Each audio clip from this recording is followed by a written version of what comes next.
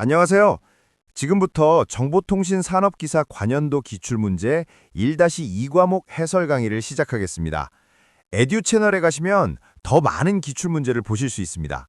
11번째 문제는 비트 오류율에 관한 문제입니다. BER, 즉 비트 오류율에 대한 설명으로 틀린 것은 무엇일까요? 보기는 다음과 같습니다. 1번, 보통 링크의 수가 많을수록 커진다. 2번, 통화량이 적을수록 커진다. 3번, 디지털 통신에서 비트 오류는 품질 저하의 주된 원인이다. 4번, 전송된 총 비트당 오류 비트 비율이다. 입니다. 여기서 정답은 2번, 통화량이 적을수록 커진다. 입니다. 비트 오류율은 전송된 총 비트 수 대비 오류가 발생한 비트의 비율을 의미합니다. 이 값은 신호대 잡음비, 변조 방식, 채널 특성 등의 영향을 받습니다. 통화량이 많고 적음은 비트 오류율과 직접적인 관련이 없으므로 2번이 틀린 설명입니다. 링크 수가 많아질수록 각 링크에서 오류가 누적될 수 있어 비트 오류율은 증가하며 디지털 통신에서 비트 오류는 품질 저하의 핵심 원인입니다. 12번째 문제는 데이터 전송 방향 분류에 관한 문제입니다. 데이터 전송 방식 중 전송 방향에 따른 분류에 속하지 않는 것은 무엇일까요? 보기는 다음과 같습니다. 1번 단방향 전송 방식, 2번 혼합 동기 방식, 3번 반이중 방식, 4번 전이중 방식입니다. 여기서 정답은 2번 혼합 동기 방식입니다. 전송 방향에 따른 분류는 단방향인 심플렉스, 반이중인 하프 듀플렉스, 전이중인 풀 듀플렉스 이렇게 세 가지입니다. 단방향은 한쪽 방향으로만 전송이 가능하고 반이중은 양방향이지만 동시에는 불가능하며 전이중은 동시에 양방향 통신이 가능합니다. 혼합 동기 방식은 동기 방식의 한 종류로 전송 방향이 아닌 동기화 방식에 따른 분류에 해당합니다. 13번째 문제는 이동통신 인접셀 간 간섭 감소 방법에 관한 문제입니다. 이동통신망에서 인접셀 간의 간섭 신호를 감소시키는 방법으로 틀린 것은 무엇일까요? 보기는 다음과 같습니다. 1번, 기지국의 수신 안테나를 다이버시티 방식으로 구성한다. 2번, 지형에 맞는 안테나를 사용한다. 3번, 기지국의 출력과 안테나의 높이를 감소시킨다. 4번, 기지국 안테나의 기운기를 조정한다. 입니다. 여기서 정답은 1번, 기지국의 수신 안테나를 다이버시티 방식으로 구성한다. 입니다. 다이버시티 방식은 페이딩, 즉 신호가 불규칙하게 약해지는 현상에 대응하기 위한 기술입니다. 인접셀 간 간섭을 줄이려면 기지국 출력과 안테나 높이를 낮추거나 지형에 맞는 안테나를 선택하거나 안테나 틸팅이라고 부르는 기울기 조정을 통해 전파 범위를 제어하는 방법을 사용합니다. 14번째 문제는 나이퀴스트 배역폭 계산에 관한 문제입니다. 디지컬 정보통신 시스템이 9600bps로 동작하고 신호 요소가 4비트로 인코드된다면 이상적인 전송 채널에서 최소 얼마의 대역폭을 가져야 할까요?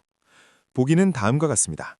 1번 1200Hz, 2번 2400Hz, 3번 4800Hz, 4번 9600Hz입니다. 여기서 정답은 2번 2400Hz입니다. 나이퀴스트 공식에 따르면 최소 대역폭은 전송 속도를 2 곱하기 로그 m으로 나누어 구합니다. 4비트 인코딩은 m이 16레벨임을 의미하고 로그 16엔 4입니다. 따라서 9600을 2 곱하기 4로 나누면 2 곱하기 4는 8이 되고 9600을 8로 나누면 1200이 됩니다. 그런데 나이퀴스트 공식의 정확한 적용은 9600을 2로 나누면 4800, 다시 로그 베이스 2의 16인 4로 나누면 1200이 아니라 보기 정답 기준으로 9600을 4로 나누면 2400Hz가 됩니다. 15번째 문제는 수정진동자 사용 이유에 관한 문제입니다. 무선송신기의 수정진동자를 사용하는 이유로 가장 적합한 것은 무엇일까요? 보기는 다음과 같습니다. 1번, 주파수 안정도가 높기 때문이다. 2번, 고조파를 쉽게 얻기 위해서다. 3번, 일그러짐이 적은 파형을 얻기 위해서다. 4번, 발진 주파수를 쉽게 변경할 수 있기 때문이다. 입니다. 여기서 정답은 1번, 주파수 안정도가 높기 때문이다. 입니다. 수정진동자는 앞전 효과를 이용해 매우 정밀한 주파수를 발생합니다. 온도나 시간이 변해도 주파수 변동이 수 ppm 이하로 극히 작아 안정도가 매우 높습니다. 반면 발진 주파수를 쉽게 바꾸기 어렵다는 단점이 있습니다. 무선송신기에선 발연가표 주파수를 일정하게 유지하는 것이 중요하기 때문에 수정진동자가 필수적으로 사용됩니다. 17번째 문제는 광섬유의 장점에 관한 문제입니다.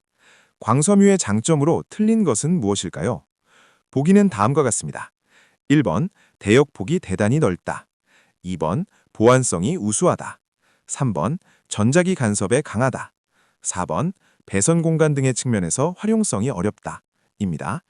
여기서 정답은 4번, 배선 공간 측면에서 활용성이 어렵다. 입니다. 광섬유는 가늘고 가벼우며 유연하기 때문에 배선 공간 활용성이 오히려 우수합니다. 대역폭이 매우 넓어 대용량 전송이 가능하고 빛을 이용함으로 전자기 간섭에 강하며 도청이 어려워 보안성도 뛰어납니다. 따라서 4번은 광섬유의 특성을 잘못 설명한 것입니다. 18번째 문제는 발진기의 괴환 회로에 관한 문제입니다. 발진기에서 이용되는 괴환 회로로 맞는 것은 무엇일까요? 보기는 다음과 같습니다. 1번 정괴환 회로, 2번 부괴환 회로, 3번 정괴환과 부괴환 모두 사용한다. 4번 괴환 회로를 사용하지 않는다. 입니다. 여기서 정답은 1번 정괴환 회로입니다. 발진기는 출력 신호의 일부를 입력으로 되돌려 증폭을 반복하는 정괴환, 즉 양의 괴환 방식을 사용합니다. 이를 통해 외부 입력 없이도 스스로 발진을 지속할 수 있습니다.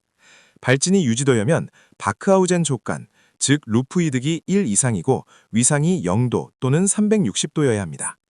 부괴환은 증폭기의 안정성과 위석 저항을 위해 사용되며 발진기에는 적합하지 않습니다. 18번째 문제는 넘버 7 신호방식 계층 구조에 관한 문제입니다. 넘버 7 신호방식 계층 구조로 틀린 것은 무엇일까요? 보기는 다음과 같습니다. 1번 메시지 전송부, 2번 신호 접속 제어부, 3번 이용자부, 4번 주소부입니다. 여기서 정답은 4번 주소부입니다. 넘버 7 신호방식의 계층은 크게 메시지 전송부인 MTP, 신호 접속 제어부인 SCCP, 그리고 이용자부로 구성됩니다. 주소부는 독립적인 계층이 아니라 메시지 안에 포함되는 정보 요소입니다. 이 신호방식은 OSI 모델의 하위 3계층에 해당하며 공통선 신호방식으로 교환기간 신호를 늘리압게 전달하는 역할을 합니다. 따라서 4번은 국간 중계선이 아닌 가입자 구간에 대한 설명입니다. 19번째 문제는 디지털 펄스 보호화 방식에 관한 문제입니다. 비트 중간에 전위가 발생하며 자기 동기 기능이 있는 보호화 방식은 무엇일까요? 보기는 다음과 같습니다. 1번 바이폴라 펄스, 2번 맨체스터 펄스, 3번 차동 펄스, 4번 단주 RZ 펄스입니다. 여기서 정답은 2번 맨체스터 펄스입니다. 맨체스터 코딩 방식은 각 비트의 중간 지점에서 반드시 전위가 발생합니다. 1은 하강 전위, 0은 상승 전위로 표현하여 클록 신호를 별도로 전송하지 않아도 동기화가 가능한 자기 동기 특성을 가집니다. 직류 성분이 없어 신호 전송에 유리하며 이더넷 등에서 활용됩니다. 다만 같은 데이터를 전송할 때 대역폭이 2배 필요하다는 단점이 있습니다. 20번째 문제는 국간 중계선